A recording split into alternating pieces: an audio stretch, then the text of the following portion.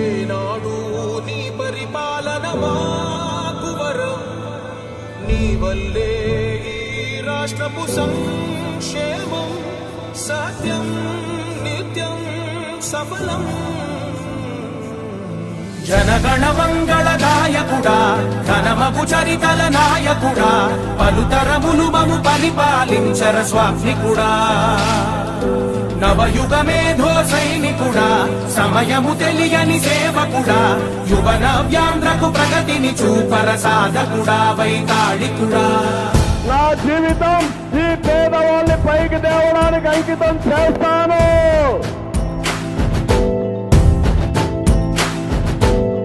ప్రతి ఇల్లు నిన్నే నిన్నే పిలిచింది, ప్రతి గడప నీకే స్వాగతమంటోంది, ప్రతి మనసు నువ్వే గెలవాలంటోంది. పెద్ద కొడుకు నీవై తోడున్నావు చాలు, జరుగుతుంది మాకు మేలు మేలు. ఇంటి పెద్ద నీవై నిలిచి ఉంటే చాలు, వెళ్ళి విసి తోవ రాష్ట్రమంతటా శాంతి క్రాంతి సంతోషాలు. నాయకుడా నాయకుడా మళ్ళీ నువ్వే రావాలి, నవ్యాంధ్ర పాలకుడై నువ్వే గెలవాలి. నాయకుడా నాయకుడా మా తోడై నువ్వుండాలి, మేమంతా నీ వెంటే ముందడుగెయ్యాలి. విజయోస్తు విజయోస్తు శతవత్సరాంతం, దిగ్విజయమంటుంది స్వర్ణ పతాకం. క్షమయేవ జయతే సద్గుణోపేతం, చంద్రన్న కీర్తికి శుభమస్తు నిత్యం.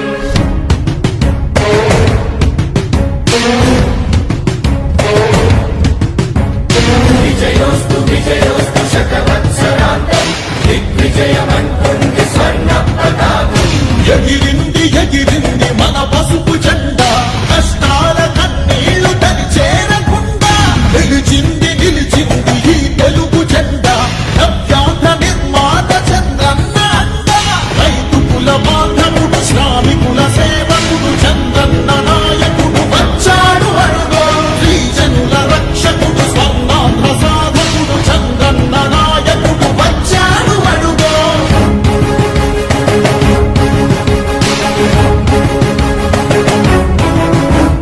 సుజలం సుఫలం మా తెలుగు దేశం, సుజలం సుఫలం మన తెలుగు దేశం.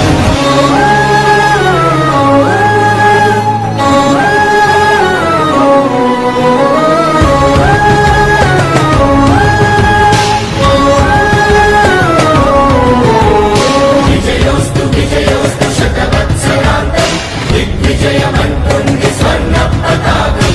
క్షమయేవ జయతే సద్గుణోపేతం, చంద్రన్న కీర్తికి శుభమస్తు నిత్యం. శ్రీకాకుళం నుండి చిత్తూరు దాకా సిరులెన్నో సృష్టించి కవిత చూపాడు.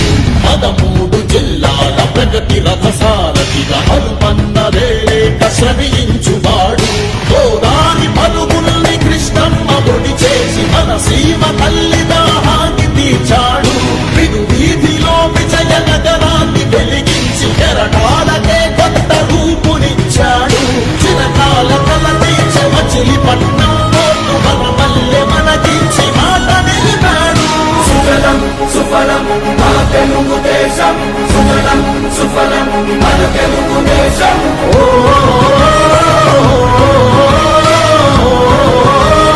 వచ్చాడు అడుగో.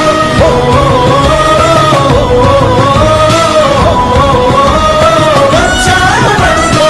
పోలవర స్వామికుడు, ఉక్కు సంకల్పకుడు, పెట్టుబడి వెల్లువకు తొలిపోతు ఇతడు.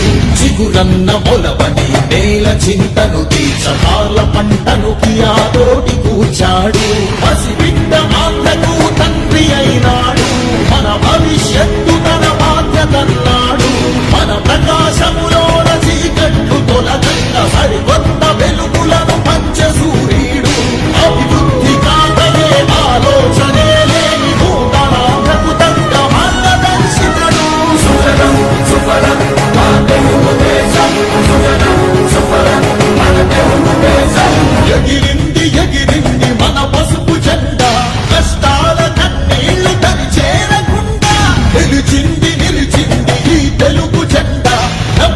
పేరు రేణుకాదేవి. నేను శ్రీకాళహస్తి నియోజకవర్గం నుంచి వచ్చాను. నేను మహిళా ప్రెసిడెంట్ నుంచి ఎదుగుతూ శ్రీకాళహస్తి దేవస్థానం బోర్డు మెంబర్గా 2 times చేశాను. స్టేట్ బీసీసీఎల్ ఆర్గనైజింగ్ సెక్రటరీగా ఇప్పుడు ఉంటున్నాను. మరి ఇంత అవకాశాలు మా మహిళలను గుర్తించి మా మహిళలకు పెద్ద పీటను వేసినటువంటి తెలుగుదేశం పార్టీ అని కూడా గొప్పగా చెప్పుకోగలం. కాబట్టి మేము మహిళలు ఈరోజు ఇంత ధైర్యంగా ఇంత ముందుకు రాగలిగామంటే నాకు 73 ఏళ్ళండి. ఎప్పటికీ కష్టపడుతున్నా, పార్టీ కోసం అహర్నిశలు కష్టపడుతున్నా, తిరుగుతున్నా, బూతుల కాడ ఉంటున్నాం. ఎందుకు? పార్టీ మీద అభిమానం. అన్న రామారావు గారు పెట్టినటువంటి పార్టీ ఇది. పార్టీ ఎప్పటికైనా కానీ ఇలాగే ఉండాలి. చంద్రబాబు నాయుడు గారు 100 ఏళ్ళు జీవించాలి మేము ఆశిస్తున్నాం. మా కాళహస్తీశ్వరుని మరియు వెంకటేశ్వర స్వామిని కూడా ప్రార్థిస్తున్నామని ఇందు మూలకంగా ప్రజలందరికీ కూడా తెలియపరుస్తున్నాం. జై తెలుగుదేశం. ఈరోజు తెలుగుదేశం పార్టీ ఆవిర్భావ దినోత్సవం సందర్భంగా ఈరోజు మమ్మల్ని పార్టీ పుట్టిన దగ్గర నుంచి ఉన్న కార్యకర్తలందరినీ తీసుకొచ్చి సీఎం గారి ఇంట్లో మాకు ఘనంగా సత్కరించడం జరిగింది. నేను 82 పార్టీ ఆవిర్భావం నుంచి పార్టీలో ఉన్నాను. ఆ రోజు అన్ని ఎన్టీ రామారావు గారి పిలుపు మేరకు తెలుగుదేశం పార్టీలో జాయిన్ అయ్యాను. 83 అధికారంలోకి వచ్చిన దగ్గర నుంచి జిల్లా పార్టీ కార్యవర్గ సభ్యురాలుగా, తర్వాత జిల్లా మహిళా ప్రెసిడెంట్గా, తర్వాత జిల్లా రాష్ట్ర వైస్ ప్రెసిడెంట్గా నేను ఎన్నో పదవులు చేశాను. అలాగే ఆ రోజున ఎన్టీ రామారావు గారు regional chairman women and child welfare డిపార్ట్మెంట్లో నాకు మంచి పదవిని ఇచ్చారు, నామినేటెడ్ పోస్టు. తర్వాత చంద్రబాబు నాయుడు గారు కూడా నాకు రీజనల్ చైర్మన్గా ఇచ్చారు. 1985లో నేను కాకినాడ మున్సిపల్ చైర్మన్గా పోటీ చేయడం జరిగింది. ఈ రోజుకి కూడా పార్టీ అభివృద్ధి కోసం పాటుపడుతూనే ఉన్నాను. అది గుర్తించి ఈరోజు మాకు ఈ విధంగా మంచి సన్మానం చేశారు. నేను పార్టీని అంటిపెట్టుకుని పార్టీ మీద విశ్వాసంతో ఇన్ని రోజుల నుంచి పనిచేస్తూ పార్టీ అభివృద్ధికే జీవితకాలం పనిచేస్తానని ఈ రోజున నేను ఈ సందర్భంగా తెలియజేస్తున్నాను. పేరు విజయలక్ష్మి అండి. మాది నరసరావుపేట నియోజకవర్గం. డాక్టర్ కోడెల శివప్రసాదరావు గారు 1983లో పార్టీ ఆవిర్భావ దినోత్సవం రోజు ఆయన ఎమ్మెల్యేగా పోటీ చేశారు. అప్పటి నుంచి కూడా మేము కోడెలతోటి అడుగుజాడల్లో నడుస్తూ నేను ఒకటే చెప్తున్నానండి, ఆస్తి హక్కు, విద్య, వైద్యం, వ్యవసాయం ఈ 3 ఇస్తున్న ప్రభుత్వం ఏదంటే తెలుగుదేశం ప్రభుత్వమే.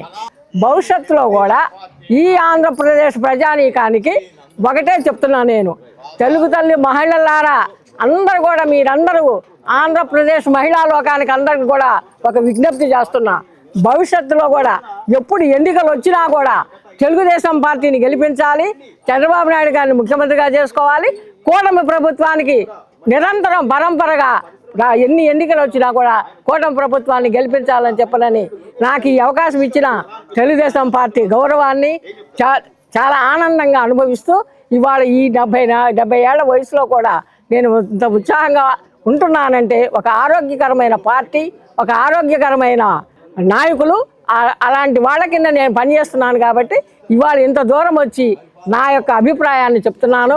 నా పేరు గురుపాటి గోపీచందు, మాది మచిలీపట్నం. నేను 1982 నుంచి పార్టీలో, అంటే నేను రాజకీయం కుటుంబం నుంచి వచ్చినాని కాదు, ఎన్టీఆర్ అభిమానిగా 82 సంఘాలకి గౌరవాధ్యక్షుడిగా ఉండేవాడిని. అట్లా రాజకీయాల్లోకి ఆయన బట్టి వచ్చాను.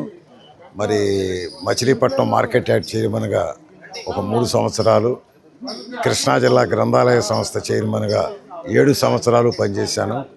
ఇవాళ మొదటి నుంచి ఉండాలని, మరి ఇప్పటికీ స్టిల్ యాక్టివ్ వర్కర్స్ని గుర్తించి ఈ రకంగా సహపంక్తి భోజనం అందరం కలిపి చేసి మంచి చెప్పరా మాట్లాడుకున్నాం. ఎంతో గౌరవంగా కార్యకర్తలను చూసేటువంటి పార్టీ తెలుగుదేశం పార్టీ. ఈ రాష్ట్రంలో ఇక 2 పార్టీలు. రెండోది ఇక దొంగల పార్టీ, దొంగ సారాలు, గంజాయి, బ్లేడ్లు బ్యాచ్లు, ఇటువంటి వాళ్ళంతా ఒక పార్టీ. రాను ఒకే మొక్కలో చెప్తున్నాను, తెలుగుదేశం పార్టీ వాళ్ళంటే పచ్చ చొక్కా వేసుకొని గౌరవంగా శుభ్రమైన కుటుంబంలోంచి వచ్చిన వాళ్ళని చెప్పి పిల్లలు ఇవ్వటానికి వస్తారు. వైఎస్ఆర్ పార్టీ అంటే చీచి అని చెప్పి మళ్ళీ గౌరవ చేస్తూ ఉంటారు.